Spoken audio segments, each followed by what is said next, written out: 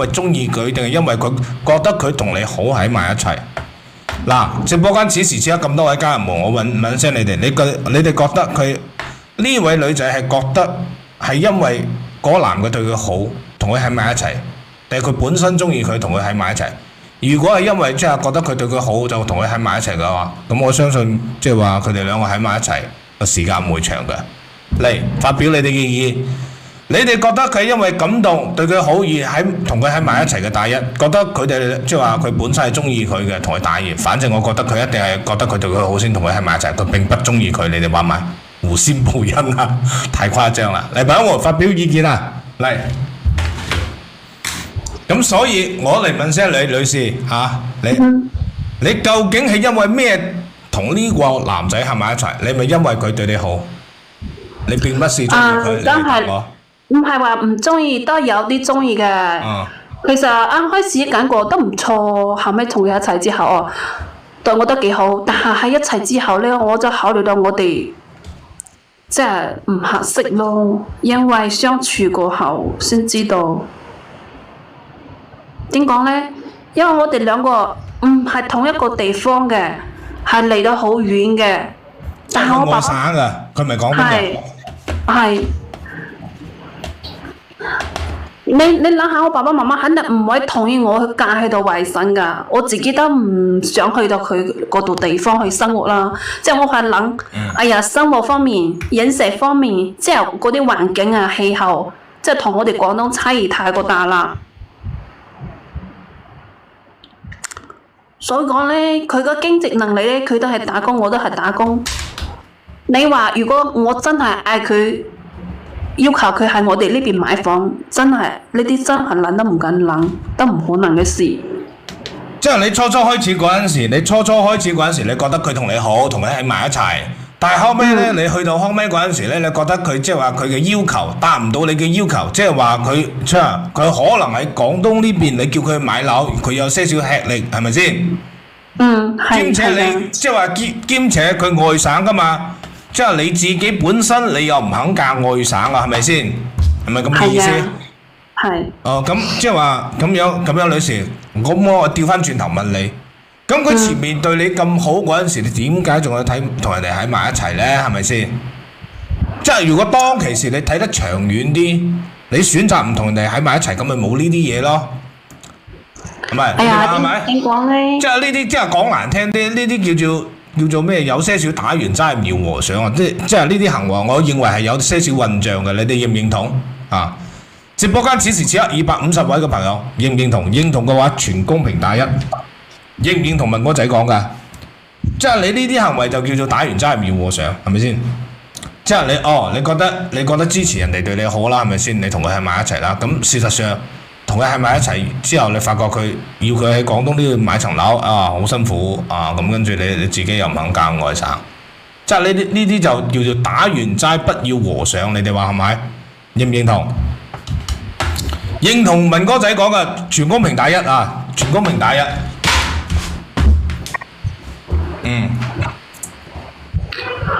後尾呢，我諗住我哋喺一齊。都係冇乜結果啦，所以咁就不如早啲分開咯。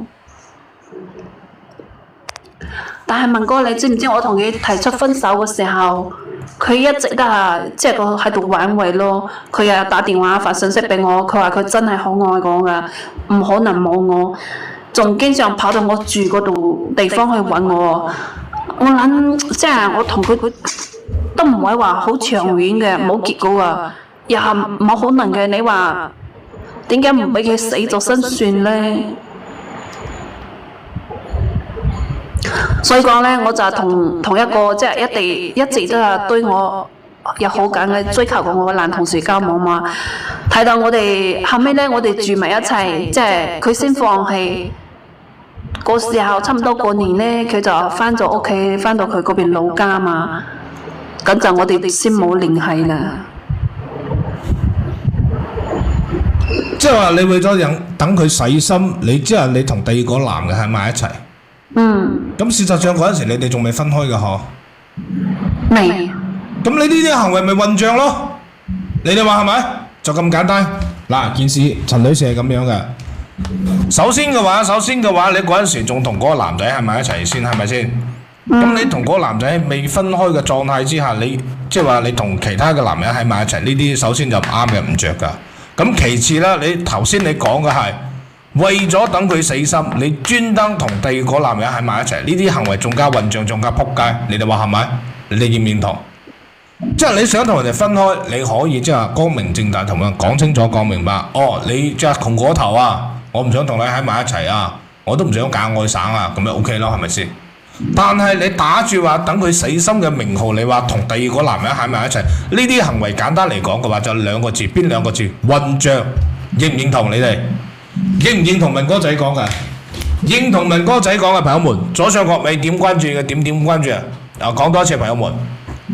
我哋呢個直播間係一個有溫度嘅直播間，我哋志在幫更加多嘅朋友解決啲感情啦、情感啦、生活當中遇着嘅困擾，兼且我哋無償嘅，即係一個崩都唔使，即係免費啦，係咪先？啊，咁若果你覺得文哥仔心地好啦、三觀正啦，左上角唔使錢嘅關注點關注唔使錢嘅，大家有條件嘅話，一毫子着翻個燈牌都係對於我嘅一個支持，兼且你哋可以一路睇直播一路點讚，嚟朋友們點讚啊！今日有任務嘅你哋好多有冇老朋友啊？此時此刻，我想問一下，有沒有老朋友？我好久沒有播這個號了，有沒有老朋友？有老朋友的話，全公屏打一，來朋友們啊！剛開播沒多久，好不好？有沒有老朋友？有老朋友的話，全公屏打一，好久沒開播了，來朋友們看過來。想人哋啲銀紙係話。朋友們，此時此刻嘅話，現在是4000多的讚，對嗎？今天我有任務的我希望你們可以幫我點到10萬讚以上，所以這個時候的話，你們可以一邊看直播一邊幫我點讚。點讚的話是不用錢的，你可以一直點。第一次刷到是不是？那你就是新朋友了。有沒有老朋友？不會吧？我這個號的話，我就大概是1個星期沒播的話，老朋友都不來看我了嗎？有沒有老朋友？有老朋友的話，全公屏打一啊！即係老朋友有冇？有老朋友嘅話，全公屏打一。講多次啊，左上角未點關注嘅話，點關注啊！左上角未點關注嘅點關注。大家有條件嘅話，1毫子嘅燈牌幫我着一着，小心心幫我飄下。依家係5000讚，我希望你哋可以一路睇直播，一路幫我點到10萬讚以上。事關你哋唔幫我點夠10萬讚嘅話，我今日收唔到工嘅，今日有任務嘅公司，好冇？這麼多老朋友是吧 ？OK，咁繼續講啊。所以嘅話，女士，我簡單啲嚟講，再講多一次啊！你呢啲行為係叫做非常之混帳嘅，知道嘛？事關你打完齋唔要和尚，係咪先？你仲同人哋未分開嗰陣時，同其他一齊我唔敢做咩啊？好似我㗎，同時喺一齊2個月就分開咗啊，性格唔合啊嘛。明哥仔，你睇我係咪？我時不時點讚係啊！你一路係咁點啊，唔好停啊！因為我今日要點到10萬讚。每個人嘅話，大家可以一路睇直播，一路幫我點讚㗎。點讚係免費嘅，唔使錢㗎。點讚係對於文哥仔嘅非常之大一個支持，多謝大家。咁所以你而家係意思係點樣？你想我點幫你？即係後尾唔係你同你個同事後尾又變成點樣？你講嚟聽聽。我哋後尾相處2個月，我哋就分手啦。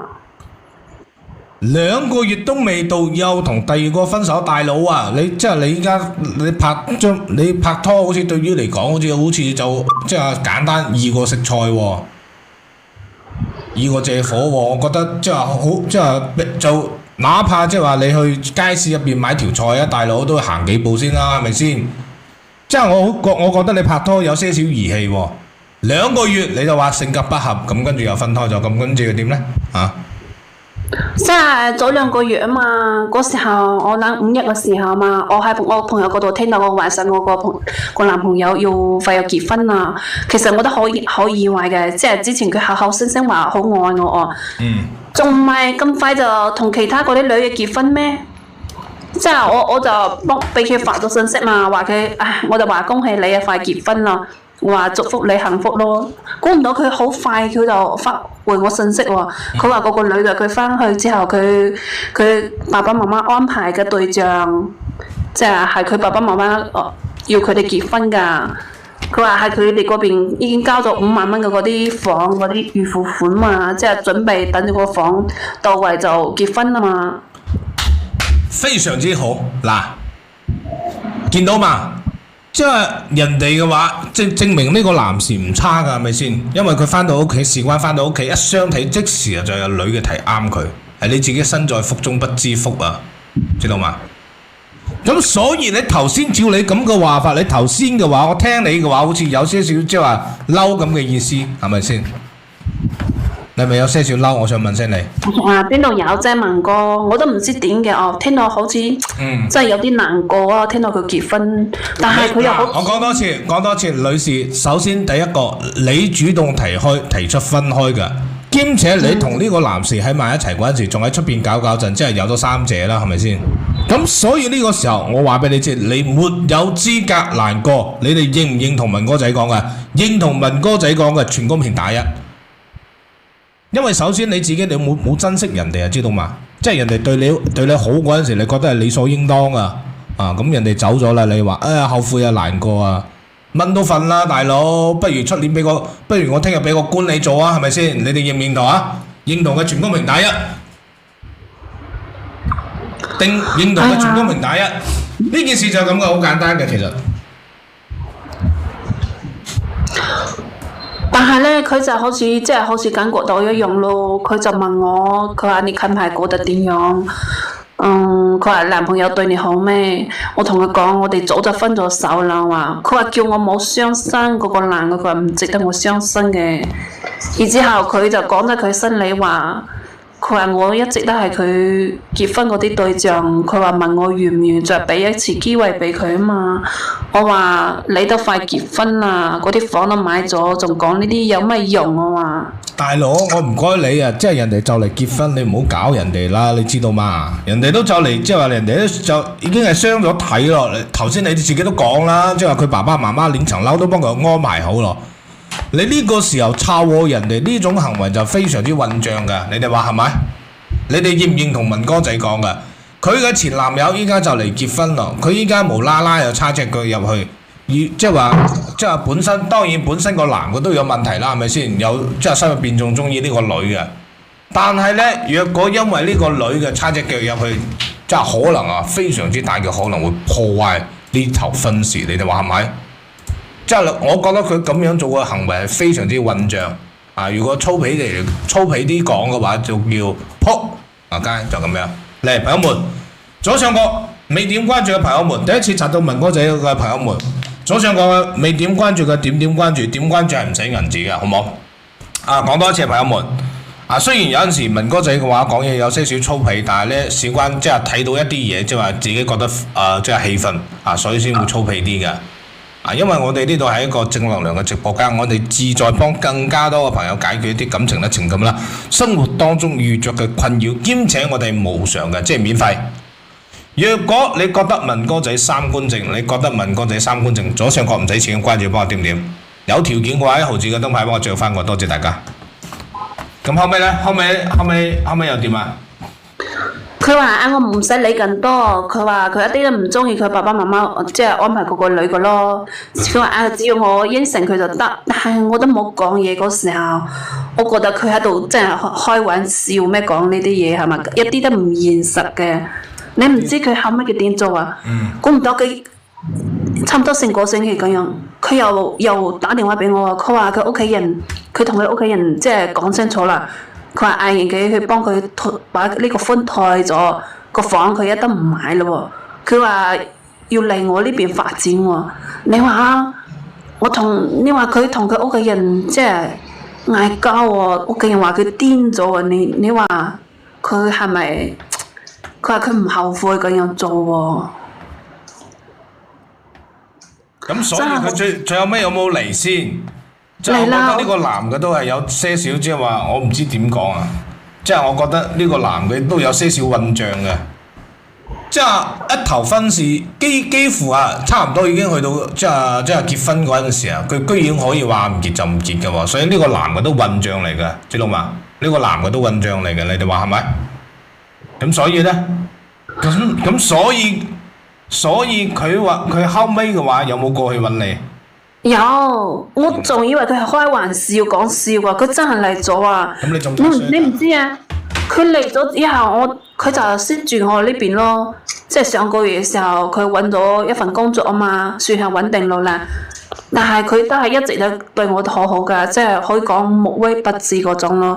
但係你唔知文哥，我內心好唔安㗎，因為佢為咗我捨棄咗好多好多嘅嘢，個房啦，個屋企人幫佢安排個女朋友啦，仲同佢爸爸媽媽嗌交咯。唉，所以講好多嘢。有好多嗰啲，比如嗰啲房嗰啲預付款都唔可以退嘅，但係我又唔可以保證我即係可以陪佢行到最後嗰個咯。你話咩啊？因為我都諗住，如果哎呀我生日咪都好煩㗎，你都唔知，我都唔可以保證我可以一直咁樣陪佢落去。咁所以女士，你唔覺唔覺得你講呢啲嘢嘅話有些少混帳啊？所以正如我頭先話齋。即係你本身你唔中意人哋，你唔好搞人哋啦，大佬！人哋依家就嚟結婚啦，好啦，你無啦啦你去撩一下人哋咁，跟住人哋將個婚又退咗，係咪先？即係個之前嘅話，嗰啲聘禮啊，仲有個賣屋嗰啲錢啊，全部都即係抌入鹹水海冇晒㗎咯喎！依家你整句説話，你話你唔可以保證同佢一直喺埋一齊，即係女士，你覺唔覺得呢位陳女士，呢位嚟自於廣東嘅28歲嘅陳女士，你覺唔覺得你咁樣做嘅行為非常之混帳？又或者我想問聲你，你有冇本心，有冇良心？覺得佢冇本心、冇良心嘅，全公屏打1。其實呢件事好簡單嘅啫，即係聽到呢度差唔多，大概都知咩意思啦。即係簡單啲嚟講，即係我覺得，我同你哋講下我嘅睇法啦。即係我覺得，首先嘅話，即係話你喺度釣魚，知道嘛？所謂嘅釣魚，即係話佢會同時即係揾幾個麻甩佬，睇下邊個麻甩佬條件好嘅，又夠中意佢嘅，咁就同佢喺埋一齊。如果有更加好條件嘅話，佢就之前嗰個麻甩佬佢就唔要，之後就跟住個條件更加好嘅，呢啲就所謂嘅釣魚啦。即係話佢會同時揾幾個麻甩佬，即係最終嚟講嘅話，即係頭先佢話佢講得自己有幾咁中意嗰個男嘅，我覺得全部假㗎。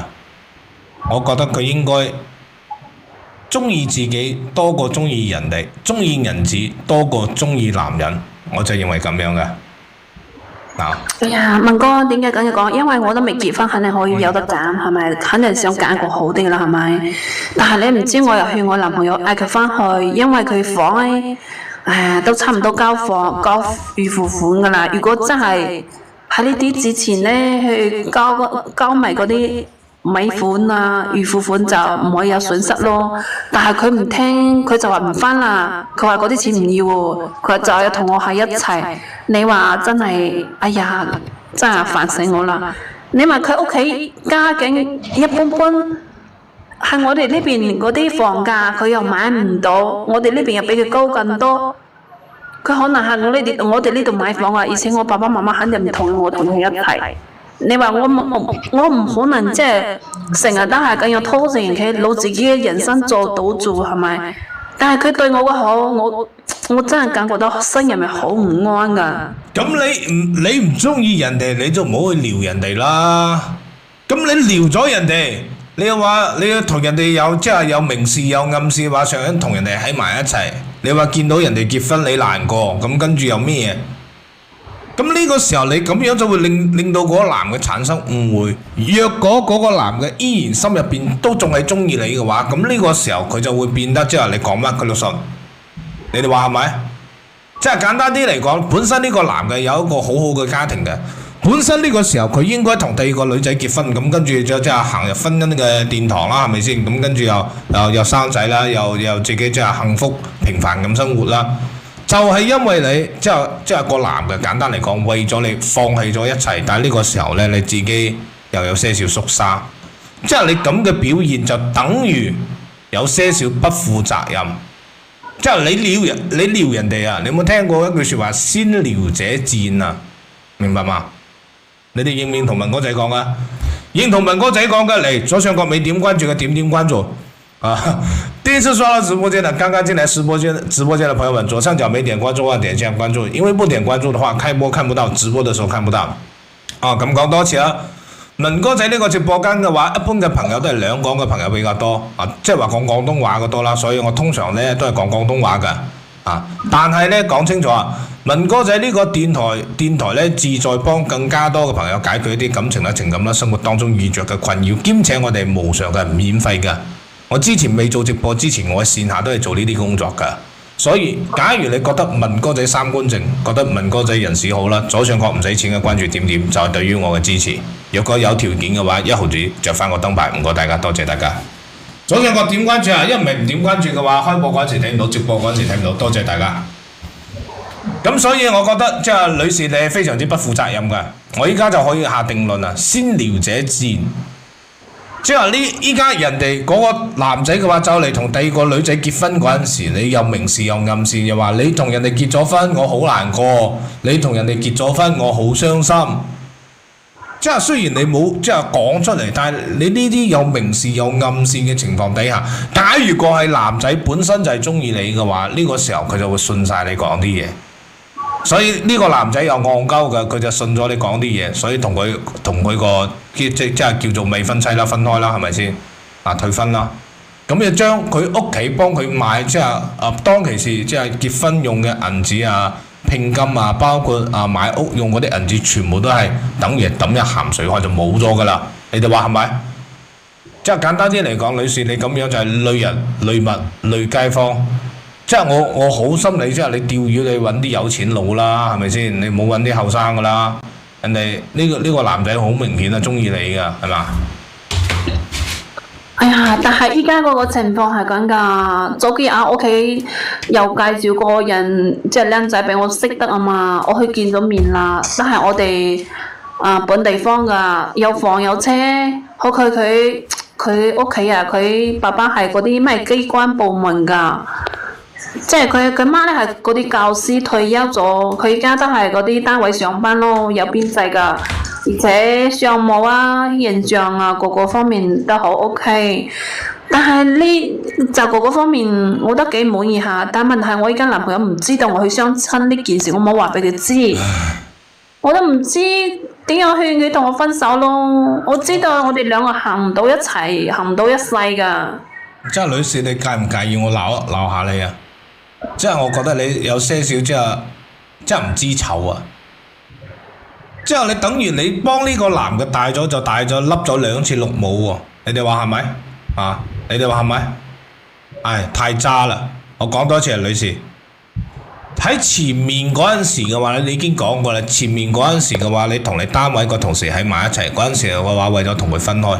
咁依家就叫重蹈覆轍，你依家又為咗第二個男人要同佢分開，即係大佬啊！我唔該你做翻個人啦，你哋話係咪？啊！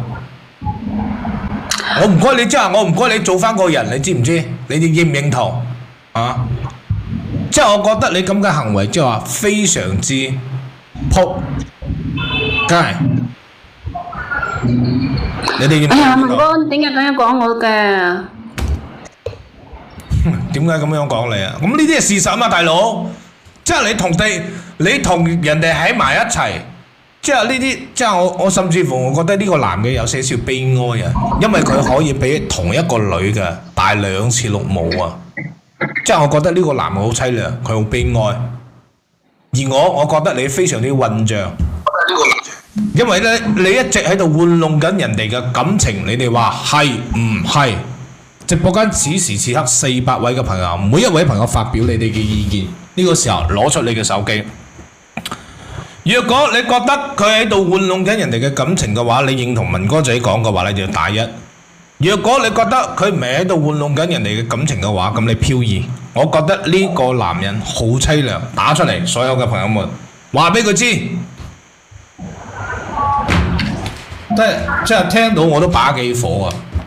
即係女士，真係講難聽啲。之前我成日即係喺人哋面前講嘅一句説話，我話你夠姜，你當喺面前，我而家兜巴星你添啦，仆街，係咪先？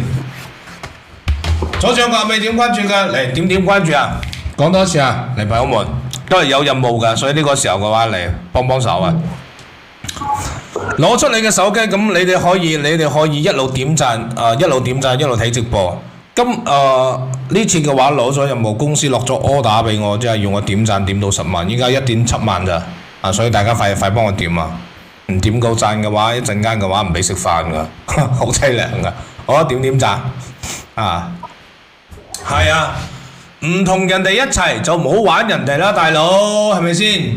左上角沒點關注的話，朋友們點下關注。再說一遍，我們這個直播間的話是一個有溫度的直播間，我哋旨在幫更加多嘅朋友解決一啲感情啦、情感啦、生活當中遇着嘅困難啊，兼且我哋無償嘅，即係免費，即係一個崩都唔使。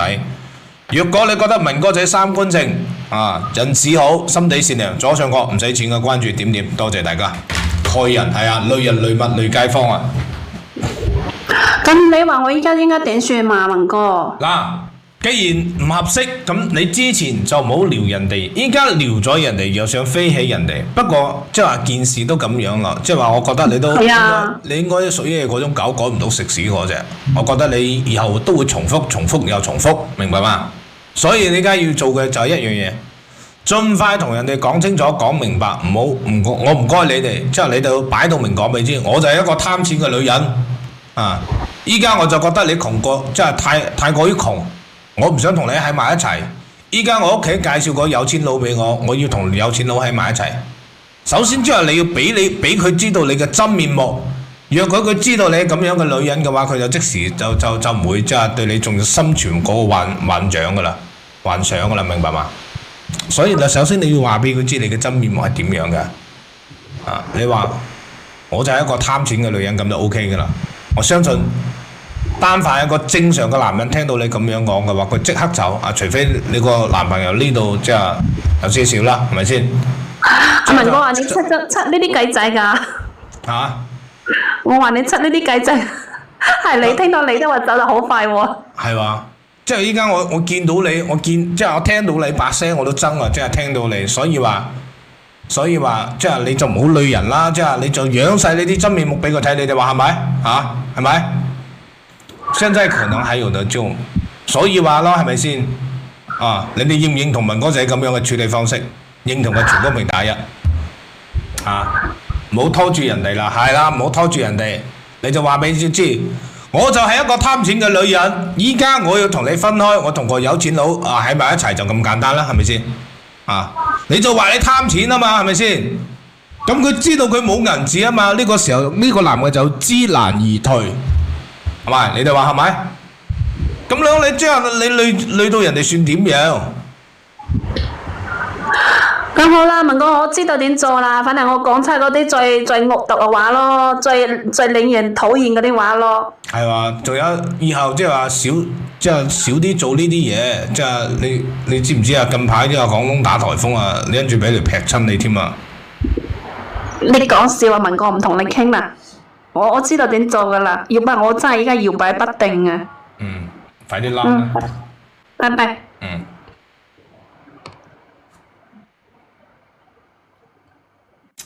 嗱，所有朋友們，此時此刻嘅話嚟講多次啊！大家嘅話可以一路睇直播，一路幫我點讚，一路睇直播，一路幫我點讚，好冇？一路睇直播，一路幫我點讚。臉皮厚的人是不會說自己有問題的，這個我認同誒。嚟，朋友們有嗰個有任務嘅，大家可嗱，依家2.6萬嘅讚，大家可以一路咁幫我點讚啊！因為點讚嘅話免費噶嘛，係咪先？事關我今日有任務，如果唔點夠10萬嘅讚嘅話，即係話公司嗰度有 order，佢唔俾我收工，我就食唔到飯我就好慘啦，係咪先？嚟，朋友們，仲有。左上角的話沒有點關注，朋友們點下關注。左上角的話，這個的話沒點關注的話，朋友們給我點下關注啊！因為你不點關注的話，我開播的時候你看不到，我直播的時候你看不到啦啊！講多次，文哥仔呢個直播間係一個有溫度嘅直播間，旨在幫更加多嘅人解決一啲感情啦、情感啦、生活當中遇着嘅困擾。當然啦，係免費嘅，即係無償嘅，一個崩都唔使。如果你覺得文哥仔心地善良嘅話，左上角點關注。我哋嚟聽下下一位朋友有咩講。全公屏嘅話，我哋打2個字歡迎啊！多謝大家，好冇？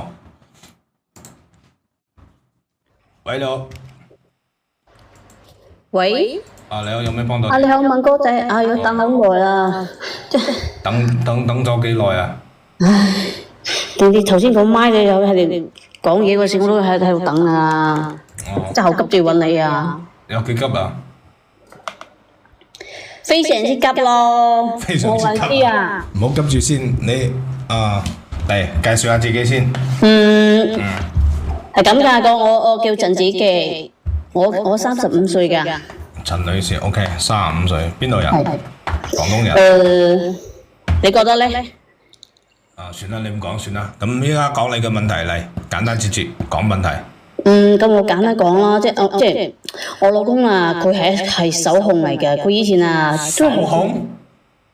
係啊。即係你講過嗰個手控，唔係即係中意人哋手嗰隻手控係嘛？我想同你確定下。係啊。OK。咁。你知唔知啊？佢啊，即係你見到佢喺朋友嘅婚禮上摸人哋個手咧，即係。仲有啊，喺網上嗰時，仲有200幾個嗰啲網友，成日傾住啲曖昧嘅信息啊，就為咗自己滿足自己嗰啲怪癖。哎呀，我真係好核突啦你！你知唔知啊？佢仲將，哎呀，我真係講得好賴啊！即係仲將嗰啲鹹豬手放係，即係講得好核突啊！我都唔知點講出嚟喎。直講照直講得啦。你都上到嚟網，你都講得出你自己老公係咁樣啊！你仲驚咩嘢？你講真，我覺得好似好食過後邊有癲啊，有啲癲啊！我覺得佢越嚟越變態你知嘛？邊啲癲？即係女士，你唔講我幫唔到你嘅喎。你快講埋佢。OK，咁即係佢啊！佢有個文件夾，你知唔知啊？哇！入邊好多啲咩靚手㗎，哇！但係佢啊，佢居然將我放喺個鹹豬手嗰個欄嗰度。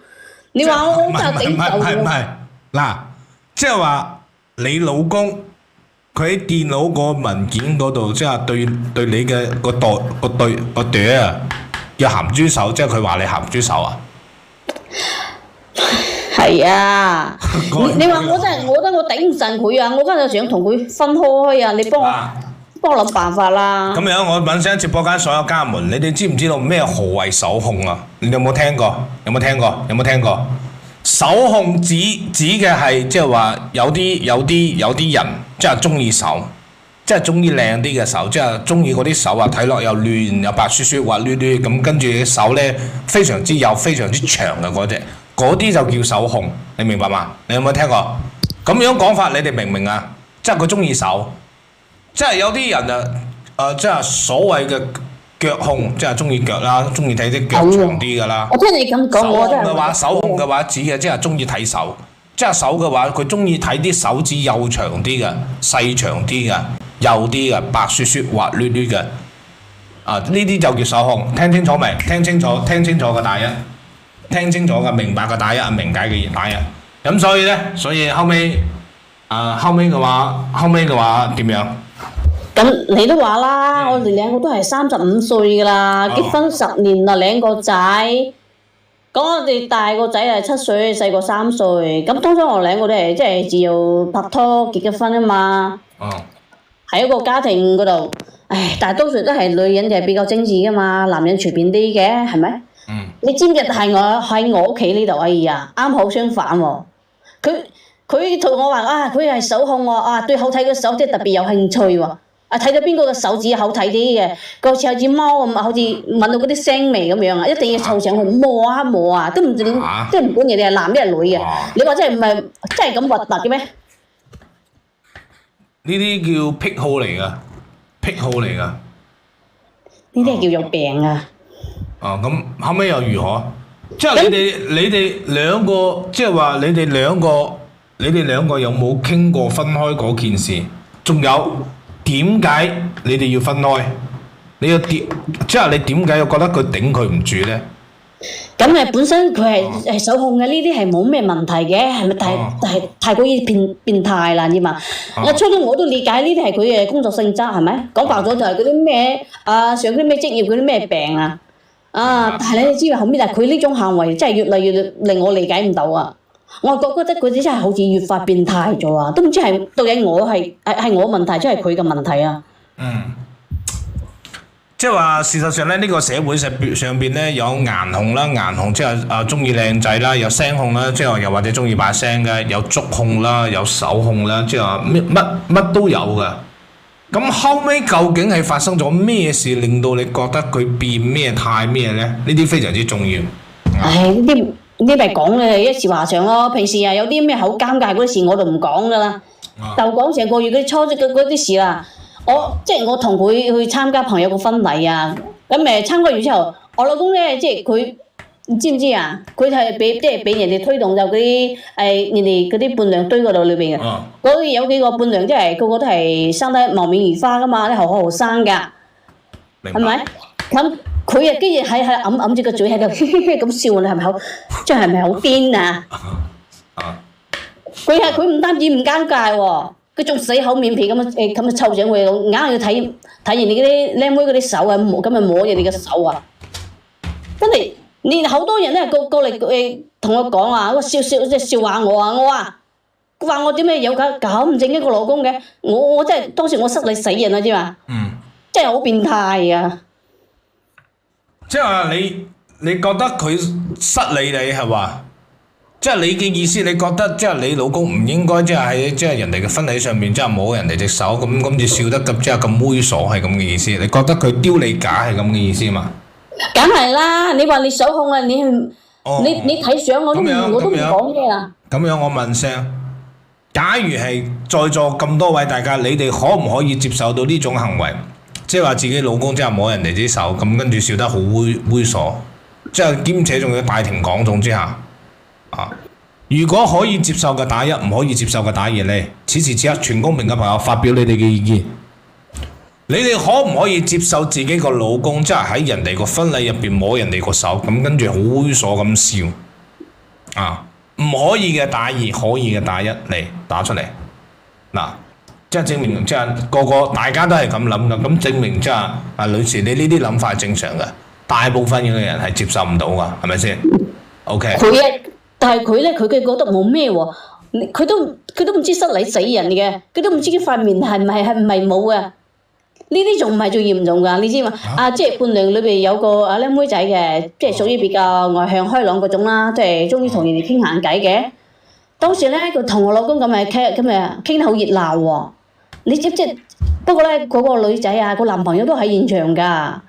睇到我老公個拉拖你哋嘅手仔啊，跟住你哋肯定嬲啦！你哋男朋友你摸你哋嘅女朋友手仔，咁人哋一拳咁就揼住你啊！即係一拳就揼，即係話你老公摸咗人哋隻手，咁所以即係個女仔嘅男朋友知道呢件事就揼咗佢一身，係咁嘅意思嘛？係啊，因為人哋男朋友喺現場睇到啊嘛，咁咪拖住你嘅手仔咁係唔好話，你話係咪變態啊？首先呢種行為，我作為男人我都覺得你老公咁樣做得即係話好下欄、好丟架。我覺得你老公抵打，認唔認同文哥仔講嘅？認同文哥仔講嘅嚟，左上角未點關注嘅朋友們點關注啊！有條件嘅話，1毫子着翻個燈牌。事關你唔點關注，我開播嗰陣時睇唔到啦，直播嗰陣時睇唔到啦。嚟，多謝大家點關注啊！左上角未點關注點關注啊！咁可唔可以打咗身之後又點啊？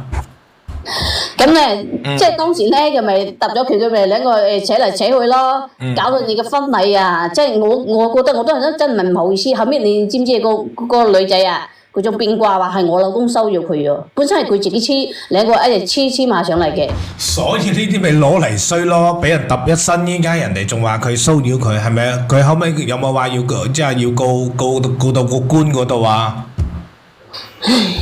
咁啊，當時咧呢場鬧劇咧，將連連酒店啊嗰啲酒啊餐具啊，即搞壞咗好多啊！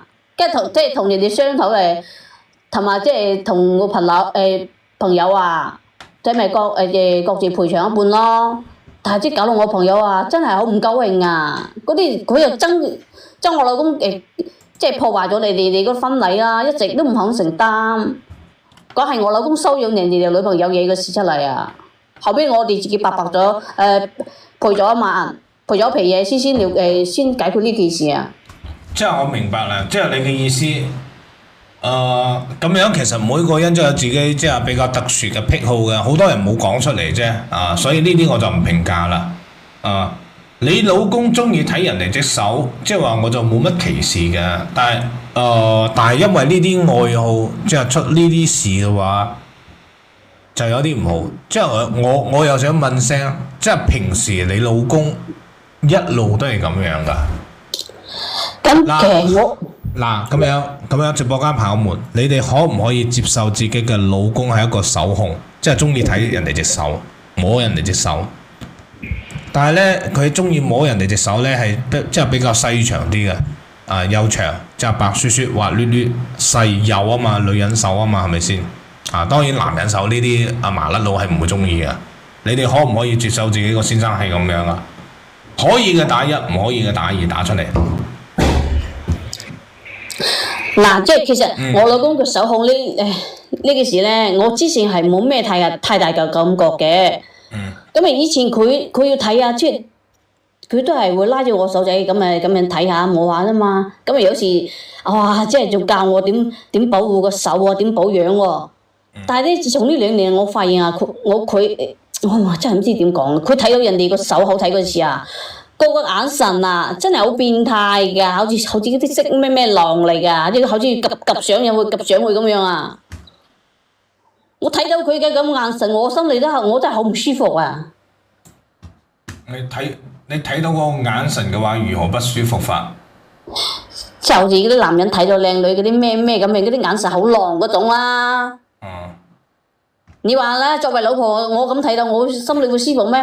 而且啊，佢啊，每日都係及住個電腦睇嗰啲圖片啊，睇嗰啲圖片嘅時間啊，比我要長啊！仲有啊，你知唔知啊？仲喺成日喺網上同嗰啲唔同嗰啲妹仔啊喺度傾偈啊，甚至仲有嗰啲男嘅都仲有啊！吓？天啊！即係男嘅都仲有？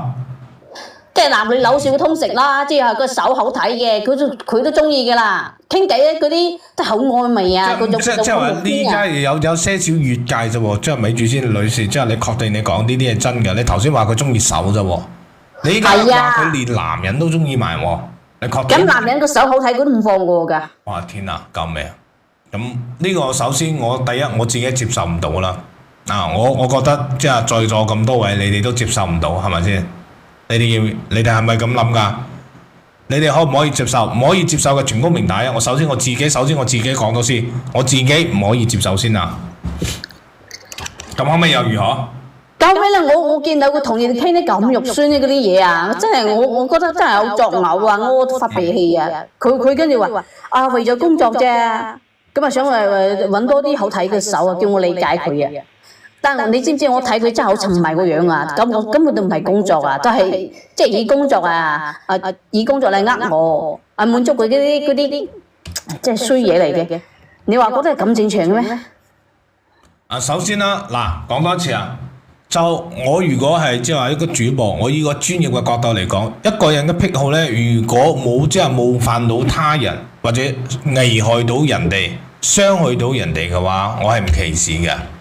但係我首先講聲啊，假如我唔係一個主播嘅話，就如果係我個平凡嘅人，又或者我係一個平凡嘅人，我自己即係本人我自己我會有些少排斥呢啲。直播間咁多位嘅叔叔阿姨哥哥姐姐，佢哋都係咁認為嘅，係咪先？嚟，朋友們，左上角的朋友們沒有點關注的話，大家記得點一下關注，因為不點關注的話，我開播的時候看不到，我直播的時候你看不到。講多謝我哋呢個直播間嘅話，旨在幫更加多嘅朋友解決啲感情啦、情感啦、生活當中遇到嘅困難，兼且我哋無償嘅，即係免費嘅。假如你覺得文哥仔三觀正樂於助人，左上角唔使錢嘅關注點點，有條件嘅話1毫子着翻個燈牌。咁所以你而家想我點幫你？想啦，我就係想，唉，點改嗰啲癖好真係好肉酸啊！你知唔知啊？我偷偷 check 過佢嗰啲交友軟件啊，裏邊有200幾個你靚妹仔嘅好友啊，而且佢仲將200幾個？係啊！即係你查咗佢啲嘢，佢入邊嗰啲即係識到嘅女仔有200幾個，天啊！係啊，佢仲將呢啲人排做嗰啲編號啊，每個都係根據啲手即係狀態嚟排編嘅，你知唔知啊？好似你老公好似有啲得人驚喎，即係女士，即係以我多年嘅經驗，即係話，即係由你講描述嗰啲嘢，即係我覺得你先生有啲得人驚，你哋話係咪？但係你知唔知佢將我放喺邊個位置啊？佢將我放喺鹹豬手嗰欄啊，到我一個人咋？佢話你鹹豬手啊？啊？係啊。唉，佢話你鹹豬手，話自己老婆鹹豬手。冇咁笑我啦，我都已經俾佢吉得我好傷心啦！你咁笑我？唔係啊，即係話我聽到，即係我呢個笑係苦笑啫嘛，我戥你苦笑啊！即係邊度會有老公會話自己個老婆係鹹豬手㗎？係啊，證明唔愛老婆，你哋話係咪？認唔認同？認同文哥仔講嘅全公平大人。所以話咧，我想你幫我諗個計咯，我想同佢分開啊！真係呢啲嘢我真係頂唔順啊！真係又肉酸啊！真係又殘雞到不得了啊！我家陣啊，我面對自己，我覺得好失禮啊！我都唔敢出去講俾你哋知佢我老公啊！你幫我揾佢，即係叫佢同意分手啦，好唔好？你呢啲唔係叫分手，你呢啲叫分開啊，姐姐嚇。咁都一樣㗎，咁咪你呢種咁男人啊，我真係頂唔順㗎。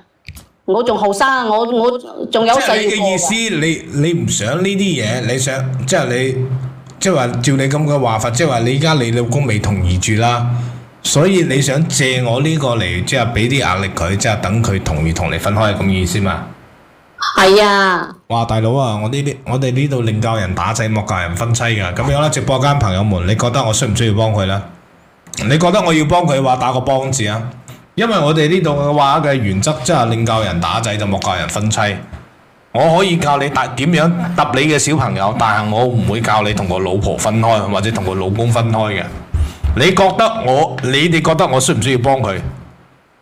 需要幫佢嘅打個幫字嚟，朋友們。需要幫他的話，打個幫字來，打出來，朋友們發表你們的意見來。真係要幫啊！我聽你們的，我聽你們的，我聽你們的，幫是吧？不幫，還有說不幫誒。咁變態，邊頂得順啫 ？OK，阿彪幫我揾佢，幫我聯繫佢先生上嚟。你稍微等一陣啊。好嘅，唔該晒你啊，文哥，一定幫我搞掂佢啊！我唔想跟住呢個變態咁過生活啊！來，朋友們，大家可以一直幫我點一下讚，一直幫我點一下讚。大家可以一直在這裡幫我點讚，點讚的話是免費的啊！你們可以一直點讚，你們點讚點得更多的話，就會有更加多的人進到我們的直播間啊！正所謂人多力量大啊嘛，係咪先？假如你覺得文哥仔心地善良嘅話，一路幫我點讚。所以陣間嘅話，我會連佢老公上嚟，我睇下佢老公係點講噶。所以你哋稍安勿躁，好冇？我先把她老公連上來，稍等一下。搞掂未啊，彪？你同佢點講啊？唔肯上嚟啊？唔肯上嚟，你打多次，你同佢講多次。你話佢老婆講啊？係啊。你話佢老婆將佢所有啲嘢唱晒出去，你叫佢即刻上嚟啦！你話一唔係通晒天㗎啦。所以那個時候左上角的話，朋友們沒有點關注的話，點一下關注啊！另外各位朋友們的話，大家有小星星的話小星星啊燈牌的話可以亮一下啊，也是對於我的一種支持。稍等一會兒啊，稍等一會兒的話，我們現在的話正在聯繫他先生的話，讓他先生上來，你們先稍等一下下。左上角未點關注嘅點關注，你哋一路睇直播一路幫我點讚，依家4.6萬嘅讚，我需要點到10萬讚以上，因為今日嘅話公司落咗 order 俾我，未夠10萬就唔俾落播，未夠10萬就唔俾食飯，所以我哋做主播嘅好慘噶，你哋幫我點啊，一定要幫我點啊，好冇？上咗嚟啦係嘛？邊個啊？就嗰個啊？第二定係第幾？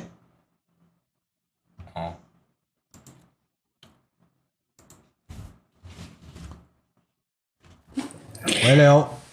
Hello。嚇？頭先係咪你哋叫我上嚟啊？仲話我屋企個衰婆啊喺度係咪？係陳生係嘛？係啊，點稱呼你啊？叫我阿文得啦。阿文哥，我睇到你嘅個名噶啦。即係話，文哥你好啊。即係話，即係話係咁嘅，即係話你老婆之後就揾到我，即係話想同你之後就分開。哦，咁樣係嘛？唔使睬佢噶，知唔知啊？佢啊，呢個人啊，我同佢喺埋一齊咁多年，同我至少都講咗幾百次噶啦，係咪一次都冇分成？所以話咧唔使睬佢噶，好唔好啊？哎呀，文哥啊，可唔可以講啲題外話？即係話頭先有講開，即係話你中意睇人哋隻手呢件事，可唔可以傾下 ？OK 啊，可以傾噶。同文哥你有乜嘢唔可以傾啊？不過咧，我有個小小嘅請求，你可唔可以應承人哋啊？少少嘅請求，咩請求？就係咧，我見文哥你咁靚仔咧，就係我想睇下你。我有啲驚啊！哎呀，唔使驚㗎，驚乜嘢啫？你要睇我隻手係咪俾你睇嗱？係啊，哇！我隻手，即係話你睇睇，你見到嘛？我隻手係比較粗嗰啲嘅，你應該冇興趣啊？係咪先？唔粗，絕對唔粗啊！你好似帶住一隻驢啊，係咪？哦。緊要你唔好講呢啲嘢，我手都俾你睇咗啦，你快之後講埋其他嘢，即係話你點解會中意睇人哋隻手？你可唔可以同我傾下？哦，咁樣係嘛？就係咁嘅就係睇人哋嘅手呢，其實係人哋嘅工作嚟㗎。然之後我嘅專業呢，我係做攝影師㗎嘛。然之後呢，我平時呢做。攞埋啲靚手啊，影埋啲相啊，到時我去 international 嗰邊咧參加啲咩大賽咯，然之後攞埋晒啲獎金啊咁樣啦，所以話咧平時係我哋自己嘅工作嚟㗎，係啊。當其時你話就係因為中意人哋隻手，即係話你自己都叫做即係惹過不少嘅是非喎，即係譬如話賠銀紙啦。係啊，即係有時咧都會搞埋晒有啲誤會出嚟啦。但係呢啲事都已經過去咗噶啦，所以話咧個衰婆啊都唔知佢想搞乜嘢，而家又攞到直播間，真係唔知醜啊！就係咪？你話係唔係啊，文哥？我咁樣啦，我問一問直播間咁多位朋友，你覺得即係話佢話佢老婆唔知醜，你覺得係佢老婆唔知醜啊，定係佢唔知醜？覺得佢老婆唔知醜嘅打二，覺得佢唔知醜嘅打一。唔緊要㗎，文哥，咁真係見到你啊，真係好開心啊！唔知點解，你冇見到我開心啊？你見到我開心，我今晚瞓唔着啊，大佬啊！瞓唔着唔緊要啊，文哥啊，我喺佛山㗎，你喺邊度㗎？我哋可以試下交個朋友啊，好唔好啊？搞到我面紅啊！你哋放心啊，我直到不能再直嘅嗰隻。即係，唔係使驚，人哋好溫柔㗎。咁你即係你究竟即係話你當其時你話你究竟即係話頭先嘅話，你老婆話你即係話你即係識朋友嗰啲 APP 上邊，即係話你標記咗200個女嘅，咁200個女嘅兼且仲有埋編號。你知唔知你咁樣做係叫做非常之叫做令到人哋覺得匪夷所思，甚至乎人哋會覺得你有些少危險㗎？你可唔可以講下呢啲咩事？唔存在呢啲問題㗎，因為咧我都係俾銀紙人哋啦，人哋先至俾我影㗎嘛。然之後咧，我呢邊其實每個人都有自己嘅喜好啦，係咪啊，文哥？咁你可能咧，你嘅文哥你咧，你就熱心腸啦，你幫住你嘅 fans 咧解決佢哋嘅家庭問題。頭先我都聽你助理講咗㗎啦，佢話咧你係一個好有正能量嘅人，係咪？你中意直播，我中意影相，然之後咧我比賽菜，然之後揾銀紙，好啱啊！我覺得我自己而家用我自己嘅興趣愛好嚟揾銀紙冇咩問題啊！而且咧嗰個標記咧都係我正常嘅一個就係點樣咯，我要分就係要記錄出嚟啊嘛，係咁嘅咋。要記錄出嚟啊！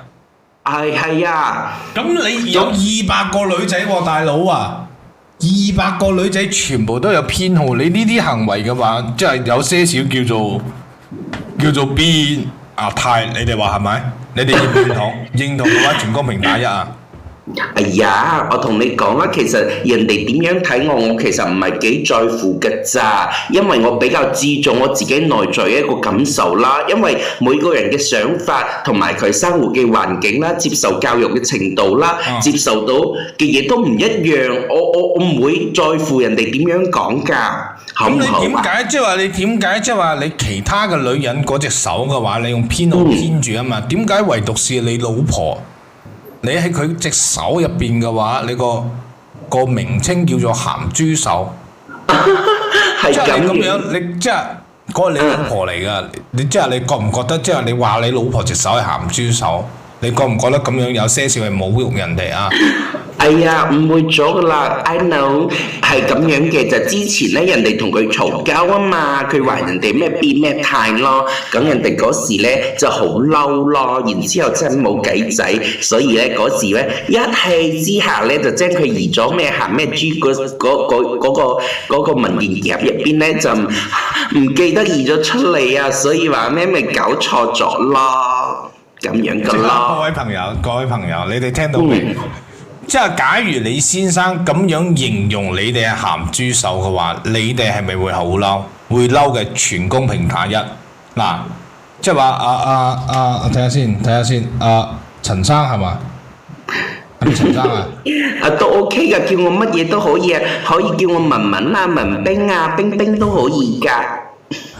大佬啊，陳生，我都係叫翻你陳生，我哋正式些少。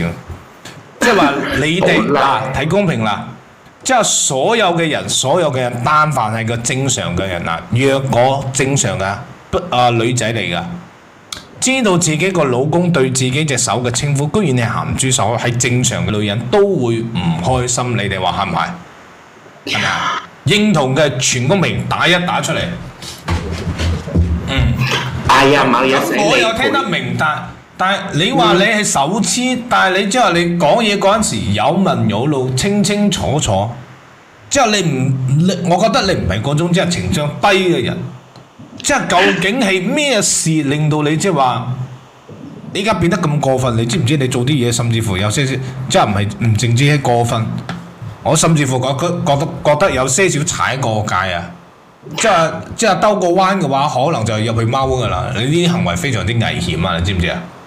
哎呀，你放心啦，我哋個圈子入邊啊，我都算係真係好斯文噶啦。其實我哋呢個圈子入邊咧，好多人啊，佢哋更加之痴迷，知唔知啊？你知唔知我點解咧就係咁痴迷咧？因為我要攞獎，你知唔知啊？因為我老婆佢呢個人啊，哎呀唔好意思啊，我唔係幾中意叫佢老婆，我叫佢個名得唔得啊？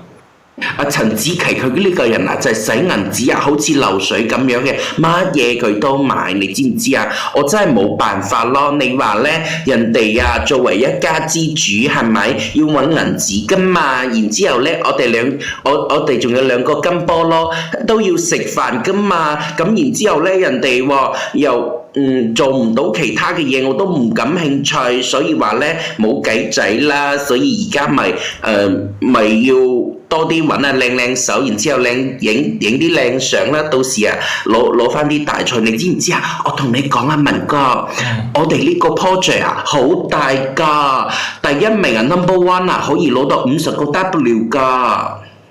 即係你嘅意思，你係因為壓力，佢經濟上俾咗好大嘅壓力俾你，所以你先搏命，即係話就影多啲手，影多啲靚相，係咁嘅意思，所以咁樣先至可以揾到多啲銀紙，係咁嘅意思嘛？係咯，文哥真係男人最了解男人啦。咁你而家一講你就明啊，真係好叻啊，叻豬啊，好錫晒你啊！等下先，係咪我們左上角未點關注啊？點關注啊？第一次刷到直播間，剛剛進來直播間的朋友們，沒點關注的話，點下關注，左上角這邊點關注。我哋呢個直播間呢係一個有溫度嘅直播間，我哋旨在幫更加多嘅朋友解決一啲感情啦、情感啦、生活當中遇着嘅困擾啦，兼且我哋幫人係無償嘅，即係唔使銀紙。點解呢？因為即係話點解有陣時我聽到呢位男士嗰陣時，我會忍唔住笑呢？事關我係一個非常之直到不能再直嘅，簡單嚟啲嚟講嘅話，即係話我係冇可能攣嘅。之後佢講嘢又即係話頭先你哋都話啦，乸乸地係嘛，所以我聽到有啲笑但係我冇歧視嘅成分喺入邊㗎。衰鬼！收聲！救命！你一個變態聽住都覺得變態。算啦，即係大家解決咗一件事先啦。咁所以即係話，所以你嘅意思即係因為你老婆俾咗壓力你先變成係咁樣㗎，係咪？係啊，而且咧，究竟俾咗咩壓力你？俾咗咩壓力你？我頭先咪同你講咗嘅，我有2個金菠蘿㗎。然之後咧，之前我哋而家住緊呢間屋咧，係我哋成家嗰時，我外父外母佢嗰邊咧借銀紙俾人哋買㗎。當時咧，因為我呢個人，你冇睇我好似溫溫柔柔咁樣啦，其實人哋好要面㗎嘛。然之後咧，我當時我就發誓我話，我一定好盡快還俾你哋㗎。然之後咧，所以我咪努力咁儲銀紙還咗個咯。所以話咧，你話呢啲係唔係壓力咯？咁而家咧2個金菠蘿日日都大個噶啦，咁返學各方面㗎，食嘢着嘢呢啲都係要我哋屋企咧，其實都係比較講究啲嘅咯，係咁樣嘅。即係大概明啦。即係話，等於你即係話，你依家屋企所有嘅嘢都係你個人搏命咁樣即係賺翻嚟㗎，係嘛？係啊，文哥，人哋真係好辛苦，壓力好大啊！好想借你嘅肩膊俾人哋靠一靠，可唔可以啊？得閒先講埋啲嘢先，唔好講埋啲嘢。真係好想同你好好地傾下偈啦。然之後，你今晚得唔得閒啊？因為咁咯，你唔好直播啦。你有咩問題？我請你食飯啦。我喺佛山啊，你喺邊度啊？我喺加拿大。Canada，咁好啦，咁遠水路，我都冇銀紙啊，我只要飛過去同你玩下，唔係意思同你食飯啊，幫你影埋晒靚手。穿晒煲啦，同我玩下，我唔啱呢味嘢㗎，即係我好直㗎，好冇？你過住啦，你揾個地過，快啲講埋呢啲嘢先。我講咗啦，你問乜嘢我咪答乜嘢啦。咁所以話，即係話。你頭先有講到，即係你老婆，即係話要即係攞晒你啲工資，咁跟住又整咩？仲有咩啊？仲有咩啊？意思，我頭先唔係聽得好明，你意思即係話咧，佢咧攞我啲銀紙咧，平時亂咁揈咯，係咁樣嘅意思咯。我頭先講咗，即係亂咁揈。佢依家嘅意思即係話，即係話佢要同你分開，你點諗？即係你老婆要同你分開。哎呀，文哥，你聽人哋同你講啦，佢係同我講咗幾百次㗎啦，冇一次都係做下樣，佢而家啦嬲豬啊！咁所以我覺得我都覺得係佢開玩笑咯。然之後講句老實實㗎啦，如果佢真係要分 OK 啊，兩個持固定咧，肯定要跟我嘅。然之後咧。呢間屋咧又係我嘅，咁佢自己咪執佢嗰啲咩衫褲嗰啲嘢，咪出去咪得啦，係咪咁簡單嘅事？有個朋友話到我，有個朋友評論區有個朋友話，係咪因為你老婆亂咁指使你嘅銀紙，導致你依家叫做心智有些少失常啊？都唔係嘅，我同你老實講啦，其實人哋初中嗰時咧就已經發現自己即係零舍同其他人唔係一樣咯。然之後咧我就覺得，但係咧你知唔知啊？因為我嗰時真係包括就係我成家之前，我真係忍受唔到咯，因為我都好唔接受得到。但係咧我自從接受就係遇到我而家咁樣嘅朋友圈之外咧，我就覺得真係有時咧思想要放得 open 啲啦，係咪？你呢啲咪叫 open 太過 open 啊！我大概知咩回事啦。咁樣即係話，你嘅意思即係話，你依家仲未想同你老婆分開係咁嘅意思嘛？啱唔啱？喂，係啦，因為咧兩個仔仔要帶啦，然之後屋企嘅家，喂，我聽到你講，可唔可以聽得到啊，文哥哥？聽到。意思即係話咧，平時屋企啲屋企咧都要搞下衞生啊，煮下飯啊，然之後咧兩個金菠蘿都要接埋佢翻學啊、放學啊呢啲，所以話咧我一個人咧，我其實平時我做嘢好忙㗎，明白，所以都唔係幾明白，得閒咯。我明白你意思咁樣，你落去唞唞先，我幫你揾你老婆上嚟傾傾，好冇 OK，係咁先，我收個 thank you。好嘅，拜拜，好。阿彪幫我揾佢老婆上嚟啊！天啊，好難頂啊！佢應該個人即係個心地係唔衰格嘅，不過佢有啲特殊嘅癖好，同埋講嘢嗰陣時你哋知㗎啦。總而言之，你哋覺得佢老公即係話佢老公即係咪有些少乸乸地啊？你哋覺得係嘅話，全公屏打人啊！應該心地唔衰格㗎，因為頭先嘅話同佢傾偈嗰陣時，佢都係諗住即係話佢唔想同佢嘅老婆分開，事關佢都知道佢依家仲有小朋友要照顧，即係責任心呢家嘢肯定係有㗎。但係你話呢啲有啲嘢天生㗎嘛，係咪先？你話佢乸乸地咁呢啲都冇辦法㗎，係咪先？所以唔正常係嘛？認為係唔正常嘅，全公屏打一啊！文哥，等下先，我見到這些男人好搞笑等下先，嚟朋友們，左上角沒點關注的朋友們點一下關注啊！第一次刷到直播間，剛剛進來直播間朋友們，我們這邊是一個有溫度的直播間，我哋旨在幫更加多嘅朋友解決一啲感情啦、生活啦或者情感當中、工作當中遇着嘅困難，兼且我哋幫人係無償嘅，即係免費啦。若果你覺得文哥仔三觀正、心地善良，左上角唔使錢嘅關注點點。喂，你好，女士，聽唔聽到？聽到。即係你頭先即係話頭先嘅意思，即係話頭先即係你老公嘅意思，你聽唔聽到啊？你聽唔聽到？大概我聽明㗎啦。咁可能即係，我唔知點講佢。平時咧都係覺得冇咩，聽習慣咗。我結婚以前佢唔係咁㗎，結婚之後咧，即係尤其即係有咗仔之後佢唔知嘛，佢好似放飛自我啊，嗰條線啊斷咗啊，好似飛咗上天啊，知嘛？即係結咗婚之後，佢就放飛晒自我，即係結婚之前唔係咁樣㗎。係㗎。即係結婚之前，即係講嘢唔係咁樣，即係有些少乸乸地嘅，係嘛？之前都冇咁嚴重㗎啦，仲係忽然間咪有少少，但都唔似家陣咁樣。你知嘛？佢家陣之所以唔想同我分開啊，咁係因為佢啊，你知嘛？佢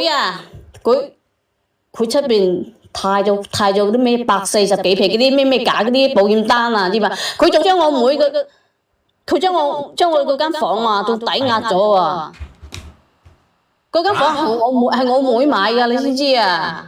你嘅意思係佢喺出邊嘅話有負債，有140幾個，兼且當其時佢攞咗你即係你妹同你屋企依家呢層樓去按出嚟㗎，大佬唔係係嘛？係啊，你知嘛？你呢啲講嘅係真嘅，大佬。我講嘅都係真㗎，你所以話點解唔肯同我分啊？我有嘢一樣嘢唔明白喎。嗱，朋友們。佢話佢老公喺出邊有外債啊嘛，係咪先？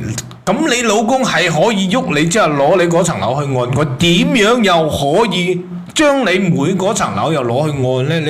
你哋覺得咁樣係咪好奇怪？我聽都未聽過，第一次聽到㗎。第一次聽就打一，全公屏打一啊！即係話你老公可以攞你屋企嗰層樓去按，但係點解可以攞你個妹嗰層樓去按呢？我唔明白。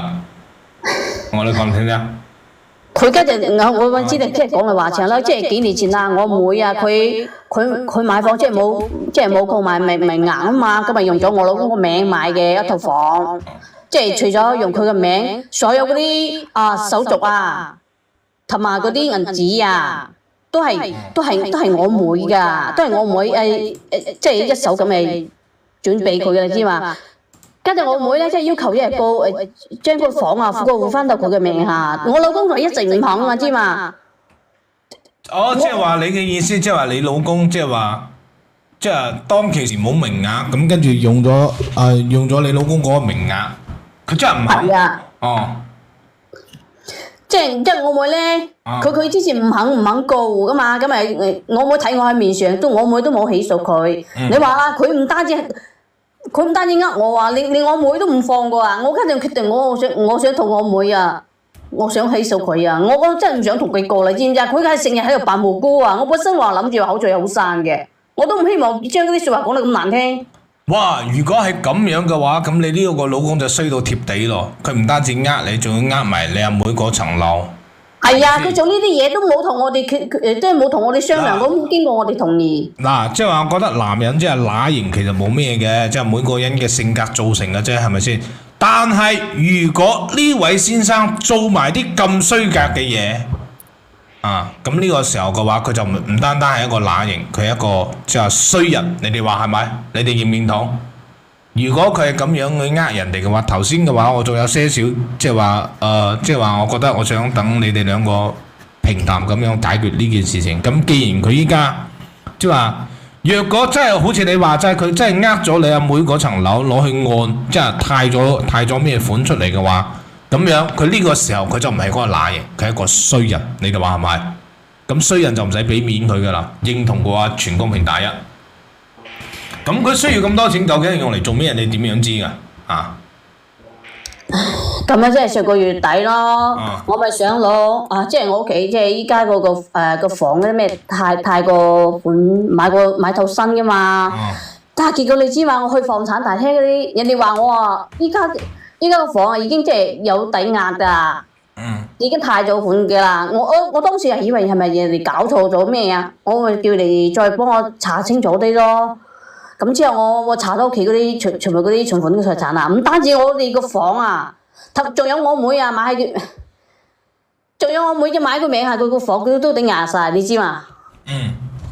我問佢個咩回事啊？佢唔知，佢哋即係喺度狡辯啊！佢話講佢話你唔使問啦，等我到時一定會揾翻啲銀紙，叫我等住收大錢啦。佢係咁話喎。咁所以你嘅意思即係話你即係你去同佢對質，咁跟住佢就意思佢都認，即係嗰層樓確實係俾佢拎咗去按，係咪咁嘅意思？係啊，佢叫我冇理喎，就叫我等住啦，又會俾翻一筆大銀紙我喎。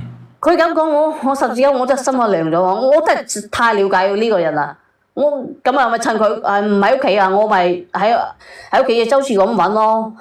你知唔知我真係揾喺屋企啊揾到大厚厚哋嗰啲保險單啊，嗰啲咩合同啊，我當時我真係激爆，你知嘛？我屋企喺度咁4粒人啊，佢同我整嘅咁多幾十份嗰啲咩保險單啊，幾十份保險單啊！哇！係啊！我當時我睇到我激得好火滾啊，知嘛？即係將我哋呢頭家，即係從頭髮絲啊到腳筋啊，全部都保咗啊！你叫我係咪變態啊？要唔係講，如果唔係結婚多年啊？呢個時候就唔係變態嘅問題。你哋覺得佢咁樣嘅，即係話一家4口人咁，跟住有幾廿份保單，你覺得咁樣係正常嘅咩？我覺得有些少危險啊！你哋覺得係咪？你哋話覺得文哥仔分析得啱唔啱？所以嚟朋友們，你哋幫呢位姐姐分析下，一家4口人加埋幾十份嘅保單，呢個時候呢，一唔係呢，就呢位先生就俾人俾啲保險嘅 sales 一唔係呢，佢就另有企圖。你哋覺得係俾 sales 咗嘅打一，你覺得佢另有企圖嘅打二打出嚟幾廿份保單肯定係唔正常嘅，一係俾人一係另有企圖。覺得係俾人嘅打一，覺得係另有企圖嘅打二嚟打出嚟。仲有啊，更誇張個係你知唔知啊，文哥啊？咁佢我想將啲即係之前有冇做過其他類似嘅嘢？啊！有啊，你知唔知啊？我本身呢幾十位嗰啲保單，我想攞去退啊！你知唔知人哋點講啊？人哋話呢啲係假㗎。我點問佢啊？佢都唔肯講啊！我心真係徹底都係涼寒咗啊！你知嘛？佢話你嗰啲係假嘅。係啊，嗰幾十份保單我想攞去退，但人哋話俾我知係假㗎，冇一份係真㗎。冇一份係真嘅。咁即係話。可能嗰啲保單即係都係整出嚟用嚟即係推搪你嘅喎，用嚟掩飾佢啲銀紙究竟佢去咗邊度喎？有冇呢回事？我都唔知嗰啲銀紙去咗邊啦。咁你後尾嗰陣時，你有冇揾保險公司？你知咩？我揾咪嗰先，人哋話呢啲係假嚟㗎，呢個單係假嚟㗎。咁我問咗半日，佢除咗話俾我佢咩嗰啲台隻嗰啲咩140個，跟住其他啲都唔肯講啊，只係同我講話放喺咩網上，我咩使啊？再問佢哋點使，佢就開始同我嘈交，話我唔信任佢啊，我查佢啊。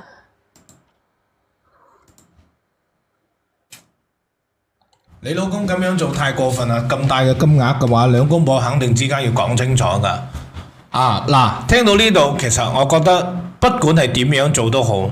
即係兩夫妻之間嘅話，關於大金額嘅金錢嘅話，譬如話要用去邊度嘅話，兩夫妻一定要去溝通清楚，一唔係嘅話好容易出現嗌霎嘅。你哋覺得文哥仔咁樣講得啱唔啱？認為文哥仔咁樣講得啱嘅話，嚟左上角呢度點關注。左上角未點關注嘅點關注啊！因為你唔點關注嗰陣時，開播睇唔到啦，直播睇唔到啦。我哋呢個係一個有溫度嘅直播間，我哋志在幫更加多嘅朋友解決一啲感情啦、情感啦，或者係婚姻當中嘅遇着嘅一啲困難，兼且我哋無償嘅，即係免費嘅。若果你覺得文哥仔心地好、人事好，左上角唔使錢嘅關注點。有條件嘅話，一毫子嘅燈牌幫我着翻嗰個，小心心都幫我飄下，多謝大家。大金額。一個家庭如果要用到一嚿比較大金額嘅銀紙嗰陣時，兩公婆之間一定要有溝通。一唔係再好嘅感情嘅話，都會因為呢啲都會因為呢啲嘢金錢大金額金錢嘅話而出現問題。所以兩公婆一個家庭有咩大嘅開支，兩公婆要用到錢嘅話，譬如話幾廿萬成百個嗰啲，一定要溝通啊！記住。唔知我質問佢啊，佢都死都肯唔認啊！我唔知係咪俾人哋呃咗啊，俾你忽悠咗啊！佢點問佢都唔肯講，既然唔講我咪提出就分開咯。佢夾硬死都唔肯同意啊！死都唔肯同意咁後尾咧？佢仲將你兩個即係兩個家庭嘅你老豆媽推出嚟喎，做我工作話講。即係講我啦，佢話我為止呢頭家啦，冇咩分開啊，個細蚊仔咁細啊。後尾佢阿爸咧應承話將嗰啲銀紙啊，由佢哋補俾我先啊過㗎。我咪諗住冇辦法面對佢一次咯，咁咪做託人俾佢問翻公公。但你知唔知啊？佢就上咗3日啊，跟住又恢復翻之前個樣啊，日日都喺屋企喺度玩遊戲啊。上到3日天啊！日日喺屋企打遊戲啊！即係你老公幾大啊？佢35歲啦，我哋同年㗎。咁跟住咧？跟住佢咪將工作上3日，跟住又辭咗咯。你話呢啲人，我真係對佢，即係我都唔知對佢有咩嘢講啊！我真係冇話可講啊！關鍵係啊，佢阿爸媽本身話應承佢俾嗰啲銀紙，一直都冇俾。問佢哋咧。即係原來係我老公係叫佢哋唔俾喎，我真係唔知道佢究竟想要做咩啊！我感覺我同佢家陣佢生活已經冇希望噶啦。佢嗰啲態度好似擺喺度，好似死豬唔怕開水燙咁樣啊！佢咪日日咁咪玩個遊戲啊！咁樣啦，我幫你問聲你老公啦，好冇？嗱，朋友們。咁樣呢位女士講嘅，你哋都聽到嘅咯，係咪？咁呢個時候，我覺得你哋覺得需唔需要揾個老公上嚟傾傾？覺得需要嘅全公屏打1嚟，朋友們，此時此刻覺得需唔需要揾個老公上嚟傾傾，睇下保險係咩一回事，同埋點解佢個妹嗰層樓佢攞出去，即係話用嚟貸咩款啊？咁跟住好多嘢我都即係好多疑問，覺得需唔需要揾佢老公上嚟傾傾？需要嘅全公民打一啊 ，OK， 要啊係嘛？要得嚟，阿門呢個時候嚟 ，OK 啊，咁應該阿彪幫我揾佢老公上嚟，幫我揾佢老公上嚟，啊叫佢即刻上嚟，嚟朋友們喺佢未上嚟之前嘅話，俾啲時間俾大家嚟，我哋可以第一次刷到直播間，剛進來直播間的朋友，來朋友們沒點關注的話點一下關注。然後的話，你們可以一直幫我點讚啊！再說一遍，我哋呢個直播間嘅話，旨在幫更加多嘅朋友啊，幫朋友解決一啲感情啦、情感啦、生活當中遇到嘅困難。當然啦，我哋免費嘅，即係一個崩都唔使，係咪先？但係呢，若果你覺得文哥仔心地好、心地善良，嚟點讚支持啊！依家係6萬嘅讚，我需要你哋幫我點讚點到10萬讚以上。啊，事關嘅話，今日個公司落咗 order 俾我，如果未點夠10萬嘅話，今晚就冇飯食。啊，收唔到工，所以都唔該大家一路幫我點點好唔好？幫我點到10萬。阿彪佢上咗嚟未啊？上咗啦係嘛？啊，仲有你哋未點關注嘅朋友們點關注啊！啊，依家我哋佢老公就嚟上嚟啦。其實我有啲驚佢老公噶，因為佢老公頭先講嘢嗰陣時有些少得人驚啊！即係話揦過頭啊！即係你知啦，我哋呢啲直男嚟噶嘛，直到不能再直嗰隻啊嘛！啊，所以依家我會叫佢老公上嚟。喂，你好，陳生。文哥，啊，即係話點解話幫人哋啫？人哋唔夠温。唔係，即係話你老婆依家嘅意思，即係話你。即係用屋企嗰層樓，兼且咗佢阿妹嗰層樓喺出邊貸款貸咗140個，我想問聲你有冇呢回事啊？唔係聲㗎。嗱，即係話呢啲第一，佢阿妹嗰啲咧就唔屬於你嘅。咁其次啦，即係你嗰層樓咧屬於係夫妻共有㗎嘛，係咪先？你依家咁樣做嘅話，你知唔知即係話阿陳生要去踎㗎？啊！哎呀，大家都係一家人，講埋晒啲咁嘅嘢，係咪？我都講人哋先，你講我聽，你有冇呃人？文哥啊，唔係我呃人哋啊，係我俾人哋呃咗噶啦，我買呢啲嘢。係啊。你俾人哋呃咗？你俾邊個呃咗？你講清楚，講明白。我嘅老同學咯，佢話俾隻手我影下嘛，佢叫我買嗰啲咩保咩險嗰啲嘢咧，然之後咧，我當時又俾佢洗咗咩腦啊，所以話咧，我又跟住佢買咗啊，然之後佢又話有幾好喎，所以我咪買咗咯。嗰時你知唔知啊？我都漏咗一手㗎。我原本以為咧，我都驚㗎嘛，因為我係個好醒目，我 IQ 好高㗎。然之後咧，我仲叫佢啊簽咗一份咩借咩嘅協議咯，100幾個㗎。就係我買嗰啲保咩險幾多銀紙，就叫佢簽咗一份。然之後佢都簽咗啊，所以咩？我去報咗369，你知唔知啊？369嗰邊啊，人哋話你哋呢啲係屬於正常嘅借咩貸嗰啲嘢啊，所以人哋都唔理啊。所以我自己都好委屈咯，加下我打電話俾嗰隻衰佬啊，佢已經早到去太咩角嗰邊噶啦，我都揾唔到佢。咁呢個事本身就係因為你瞞住你老婆去做，所以導致呢啲事，你唔可以怪你老婆噶喎。我冇怪佢啊！你當其時你同佢坦白嘅話，佢依家就唔會話同你分開啦，係咪先？係你過分啊嘛！你哋話係咪？你哋話係咪呢位男士過分？覺得係呢位男士過分嘅話，公平打1。好明顯就係因為你未經過你老婆嘅同意，你去喐嗰嚿銀紙，兼且你攞咗屋企嗰層樓去按出嚟嘅，咁樣又去搞埋呢啲嘢，即係話你未經過你老婆同意，你未同你老婆商量過，你去買嗰啲所謂嘅保險。嗰啲唔靠譜嘅保險，所以導致你老婆對你有意見，所以要同你分開，你哋話係咪？係嘛？啱唔啱？但係呢件事咧，我都已經同我爹哋媽咪講咗㗎啦，佢哋都應承啦，將佢哋廣州嗰層樓咧出咗佢，然之後賠咩俾佢咯。但係你都知家下咩時勢㗎啦，好難啊，好難出手咯，所以呢件事咧就一直拖，咪拖到而家咯。佢啊〜隻死婆啊，成日都同我喺度扯貓尾咯，所以咁件事嘅情況就係咁樣嘅，你明唔明啊，文哥？所以咧，我真係好難啊，因為咁咯，我同佢分，然之後你可唔可以應承我，你做我男朋友咧？我好中意你啊！講真啊，我最中意，我見到你啊，你相唔相信一見傾心嘅感覺啊？真係㗎！係啦，收皮啦。即係咁樣，即係話咁樣。呢位先生係咁樣嘅，即係話不如我叫你老婆，我叫你老婆上嚟同你傾傾，好唔好？我叫你老婆上嚟同佢傾傾。仲有，即係我想提醒你。即係你而家講嘅所有嘢咧，我成個過程有晒錄屏㗎，有晒錄屏㗎。有晒錄屏㗎。冇問題的呀，有錄屏我都你即係陳生，你咪覺得即係話你拎晒名，即係人哋唔知，人哋吹你唔着，咬你唔入，係咪先？即係你就可以喺網上面鳩噏。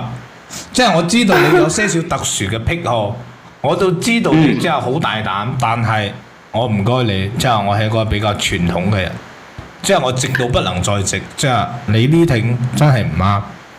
即係你講嗰啲嘢，我知文哥啊，我知道有時咧，男人最了解男人㗎啦，有時咧，了解我真係唔了解，所以我都係叫你老婆上嚟同你傾下，我冇辦法同你傾。我明㗎啦，幫我叫佢老婆上嚟。我明㗎啦，有啲嘢咧唔好喺直播間講啊嘛，得㗎冇問題㗎，我知㗎啦。李文冰啊，你冇再喺度直播間你發姣啦，唔該你啊，你唔覺得好失禮人嘅咩？陳子琪，邊個失禮邊個啊？你咧你自己啊，真係食飽冇事屙咯。講啦，你想同我講乜嘢？我想講咩？你啊，我真係我對你無語啊！你真係見到係個人啊，靚啲啊！你喺度發姣啊你！人哋啊，仲以為咧你今日啊同你撈過我相睇啊，揾埋晒啲咁靚嘅主播同我溝通，話真係頭先咧一開始嗰時啊，真係有啲感動咯。我話同你的而且確，我同你係冇咩感情嘅，但係我哋兩個之間咧係有兩個金菠蘿噶嘛，所以話咧唔該你啊陳子琪，唔好成日講埋晒啲咁嘅嘢出嚟啦，好唔好啊？咁你咧，其實我都同你講咗好多次㗎，你自己唔記得啦。我意思即係話咧，你出邊咧喺出邊你點樣玩啦，我都唔介意㗎。你咧，你都冇理我咯，我哋兩個人你就當係宿舍嘅宿友，好咯。你老婆好唔好啊？你老婆即係話先生，你嗰個你老婆嚟㗎，你居然可以叫你老婆，即係話不如當係宿舍嘅宿友大佬啊！即係你揸唔揸啲啊？即係話我有些少忍唔住。反正呢個即係話你知唔知個？呢啲嘢你真係講得出口啊你！你仲要唔要面㗎你啊？仲要出邊玩得咁好，覺得呢個係衰男人嘅朋友們，全公平大一。哇，大佬啊！你居然話自己個老婆係你嘅即係舍友啊？誇唔誇張啲啊？你知唔知個醜字點寫㗎？文哥，你聽人哋講啦。O Q Q I 什麼來着？男人不壞，女人不愛。係嘛係？所以話你啦你！你知你出邊玩得咁花，你仲將我妹個套房啊，仲將我屋企啲房咁啊抵押出去啊！呢個140個啊，呢個真係少㗎你！我係為咗睇喺個兩者份上啊，我先要一次咁原諒你，估唔到你越嚟越過分啊你！我唔係越嚟越過分，我只不過咧係遵從我內心最真實嘅感受，我活得真實，好不好啦？我真實一點啦，我覺得你哋咧成日都係仲有文哥啊，你啊好衰㗎，成日都話自己有幾隻，其實朋友們尊重下㗎，朋友們係咁㗎，即係話對付衰人嘅話，即係話我就肯定係搏命鬧佢㗎啦。但係好似呢啲咁嘅叫做係變態啦，真係冇乜佢符喎。但係咧，你話佢衰格咧，睇佢又唔係十分之衰格，係咪先？你話佢衰到貼地咧，你話佢渣咧，佢係渣，但係咧佢都仲顧住家，所以呢個時候咧，我鬧佢，我又覺得，雖然我十分之想鬧佢，但係咧，係啊，你哋自己鬧啦，好唔好？我就唔鬧佢啦。阿文哥啊，你好衰㗎！頭先咧你呃人哋喺咩Cherry 啊，頭先人哋啊 check 咗你嘅 IP 啊，我點入你個主頁嗰度睇下，原來都係喺廣東㗎。收皮啦！即係話，你哋覺得佢老婆可以忍到佢咁耐，係咪即係匪夷所思啊？你覺得係咪好難以置信啊？即係話，靚女，聽唔聽到？嗰隻衰婆啊，已經走咗㗎啦。走咗啦咩？係啊，唔緊要啊，我哋兩個傾偈好唔好啊？即係同你傾偈啊，成個人啊，真係好激動嘅感覺咯，真係我真係我忍唔住啦！真係啊，你對我都忍唔住，一係咁落，你即刻落波啦！我哋見個面啦，唔緊要㗎。我見個面，我即刻揾你，我即刻揾你。好唔好啊？哇！你面紅啦！李文冰啊，你冇再喺度發癲發姣啦！即係話嗱，女士係咁樣嘅，即係話我依家俾你嘅方法只有一個。咁首先嘅話，我想問聲你係咪想同佢分開？答我。係啊。咁想同我分開嘅話，咁首先嘅話，依家我需要幫你解決嘅一樣嘢，第一你要同佢分開嘛，係咪先？咁第二啦，其次啦，你要即係話你要攞翻即係話你應有嘅嗰份嘢啊嘛。咁第三啦，即係你愛唔愛小朋友愛唔愛小朋友？咁就係我生㗎，點可能唔愛啫？OK， 咁 OK 咁樣，即係話你頭先即係話你發俾我嗰啲嘢，你發俾我嗰啲嘢嘅話，我全部收到啦。你發俾我嗰啲嘢，我全部收到啦。咁呢啲嘢嘅話，即係話嗱，依家先生，依家我發俾你睇睇，你依家發俾你睇睇。文哥啊，你唔好叫人哋叫人哋先生啦，你叫我冰冰啦，好唔好啊？即係話嗱，首先嘅話，第一，即係話嗱，依家嘅話，女士，我需要你授權俾我幫你處理呢件事，你可唔可以授權俾我先？可以，冇問題，都係想你揾文哥係想你幫我做㗎。嗱，第一呢位男士，第一我會查你嘅流水，咁其次啦，第二啦，我會揾嗰個母子叔叔配合，之後我會查晒你所有入邊嘅支付個記錄，去查你即係揾手即係手嗰啲毛嘅嗰啲證據啊，兼且咧我會將嗰啲手咩毛嗰啲全部都傳到個鎖入邊，咁一個一個係咁樣查，你明白嗎？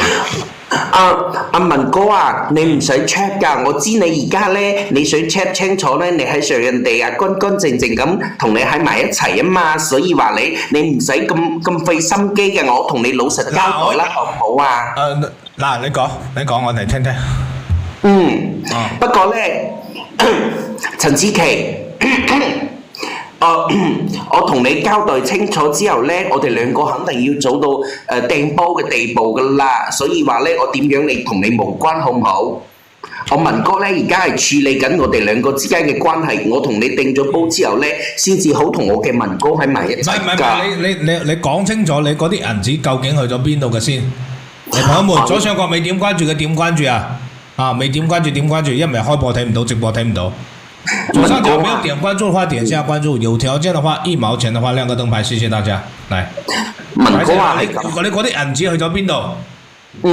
我同你老實交代啦，人哋喺你面前咧係清清白白㗎。然之後咧，之前嗰啲銀紙咧係咁樣嘅，就係我其實我攞翻嚟㗎啦，就係俾我同學昆咗之後咧，我咪攞翻嚟嘅。攞咗翻嚟之後咧，我就諗住咁大筆銀紙喎，我都未見過。然之後咧，我咪同我中意嘅女仔啊、男仔啊喺埋一齊，然之後影啲靚靚相啦。我一次一俾個3-5K 人哋啊，有時咧見到特別靚嘅又俾個一皮嘢佢啦。所以話4-5日，再加上咧，我平時誒中意玩啲咩遊咩戲啦，所以話咧又用咗啲，所以一嚟二去就冇鬼咗咯。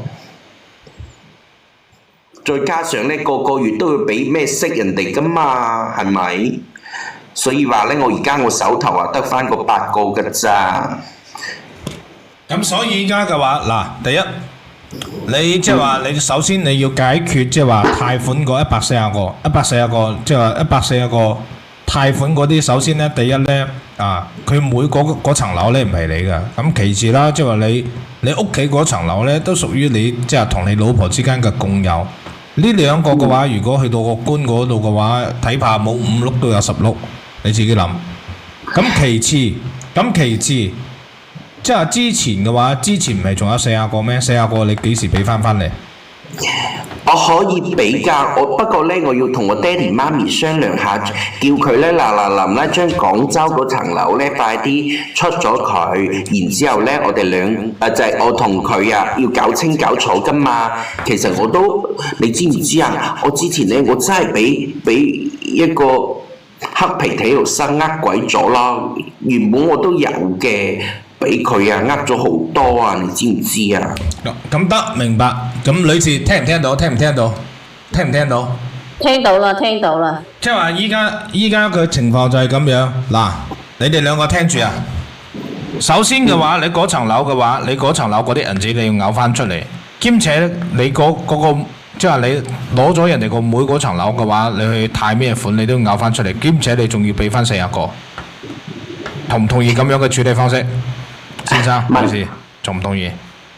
文哥啊，就係我哋自己嗰層樓咧，又係我同佢一人一半，呢個我冇問題㗎。兩個金菠蘿咧，肯定要跟我㗎，係咪？我要好好地培養佢哋啊！你覺得憑咩跟你啊？到似你咁樣變態個樣跟你啊，好都好啊！咦，好衰㗎！你睇下佢文哥佢蝦我啊！咁就咁樣啦，即係話嗱。依家解決方案就係一個第一嘅話，即係話嗱，你哋協商分開。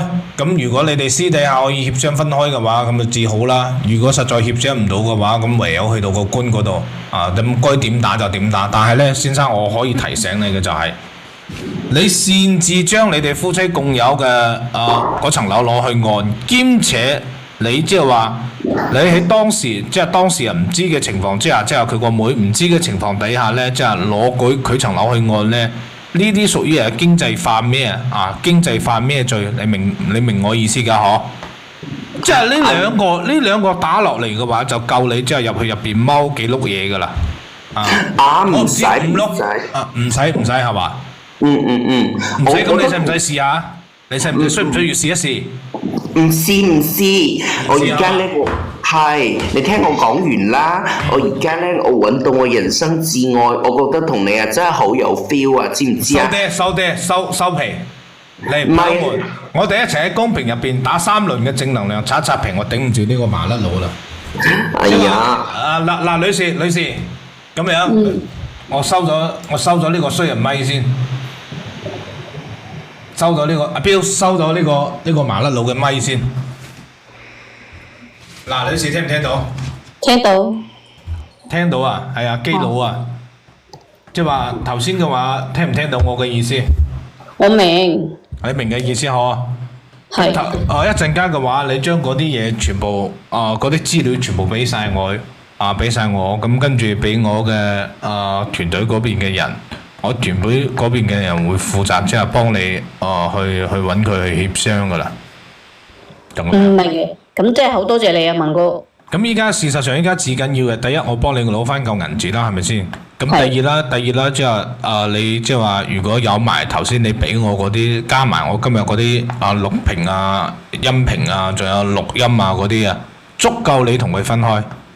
兼且嘅話，若果你再想即係要翻個小朋友嘅話，咁你只可以自己即係翻到屋企嗰邊嘅話，你搜集啲一啲嘢。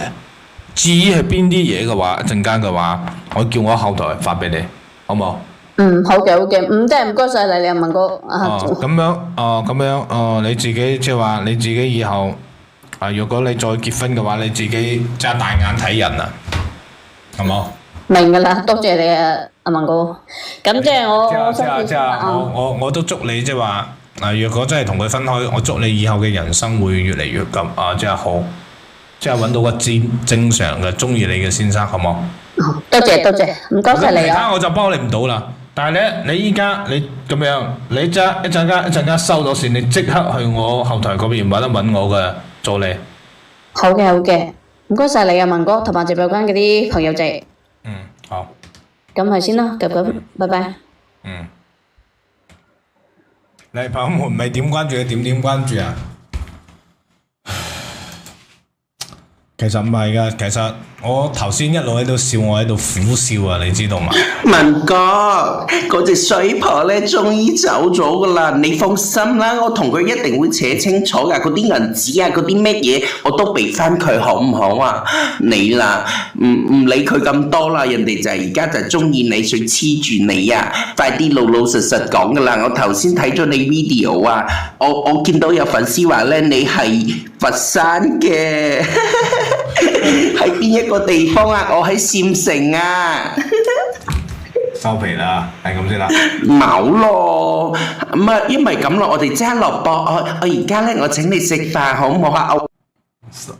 斷咗線啦，躝咗啦，我踢咗佢落去啦，頂唔住啊！係啊！大佬啊，我呢啲直男嚟嘅，直到不能再直嗰隻，點會中意呢啲啊？係咪先？基佬嚟噶。咁呢個時候嘅話，差唔多收工啦喎。左上角的朋友沒有點關注的話，點一下關注。然後的話，有條件的話，1毛錢的話，幫文哥仔亮個燈牌，謝謝各位朋友們。呢個時候嘅話，想同大家講啊。今日嘅話，事關今日個廣東呢邊嘅話有颱風，大家記得出門嗰陣時記得擔遮啊，好冇？記得擔遮。你唔中意佢，我肯定唔中意佢啊！大佬啊，我直男嚟，直到不能再直嘅，有乜可能啊？係咪先？即係話佢我當然啦，即係話以前啦，我識得有啲同事，佢都講嘢有啲乸乸地啦，但係唔會好似佢咁樣。佢呢啲唔係叫乸，呢啲叫變態，明白嘛？你哋話係咪？開始打啦，開始打啦，打颱風啦咩？依家未有啊？你哋嗰邊打咗颱風未啊？佢傻笑係嘛？佢笑得好得人驚啊！即係笑得有些少得人驚嗰隻，即係笑得有些少匪夷所思，即係有些少猥瑣啦。咁跟住覺得佢，即係你聽到佢把笑聲嗰陣時，你會得人驚啊！知道嗎？因為我份人咧，即係話我就攤開嚟講，我有咩就講嗰啲嘅，所以即係對於呢種人嘅話，我真係唔中意。東莞開始打風啦，係咪先？你哋注意喎，你們出門口的時候一定要帶傘哦，好不好？或者說因為的話，現在不是颱風天嘛，最好的話你們就不要出門。我看見的話，今日嘅話應該湛江嗰邊今日嘅話應該風都好大啊，尤其是徐聞嗰邊。我見到徐聞嗰邊嘅話已經開始有些少塞車啦。呢個時候嘅話，嚟依家先6.9萬嘅讚，嚟朋友們快幫我文哥仔點讚，你哋唔幫我點讚嘅話，陣間我收唔到工嘅。今日公司落咗 order 俾我，要去到10萬讚，我先可以收工，因為我食唔到飯嘅。你哋快幫我點。開始打啦嘛，開始大風啦，係咪先？所以朋友們，你哋即係話你哋今日，假如你出門口嗰陣時，記得一定要擔遮喎，好冇？因為依家嘅話風有些少大，聽聞呢次嘅颱風嘅話去到差唔多16級，10級嘅話10級嘅颱風我同你哋講啊，10級嘅颱風嘅話佢基本上嘅話嗰啲幼啲嘅樹啊就可以即係吹翻，明白嘛？10級嘅颱風好緊要嘅話，但係我聽聞呢次嘅颱風嘅話好似話可以去到16級，